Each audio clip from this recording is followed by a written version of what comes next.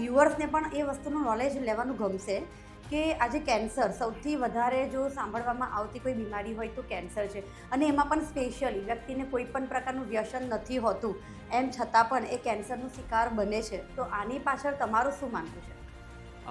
એના પાછળનું મારી યુએસપી છે અને મારું રિસર્ચ બી છે અને મારું ભણતર પણ છે ઓકે કે જે અર્થમાંથી નીકળતી ઇનવિઝિબલ ઇલેક્ટ્રોમેગ્નેટિક વેવ્સના લીધે આ કેન્સર થાય છે. ઓકે, એટલે કોઈ પણ પ્રકારનું વ્યસન ન હોય છતાં પણ. હા, તો પણ થાય છે એની અંદર.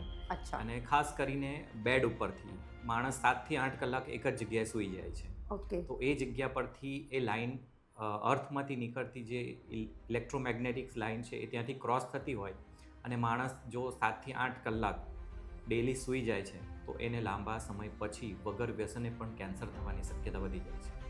અચ્છા, પણ ઘણી વખત મેડિકલ સાયન્સ પણ આમાં ઇન્વોલ્વ હોય છે, ઘણા કેન્સર રિકવર થઈ પણ જાય છે, ને ઘણી વખત એવું પણ આપણને જોવા મળે છે કે કેન્સર થઈ જાય છે, એની ટ્રીટમેન્ટ લીધા પછી પાછું એ થાય છે.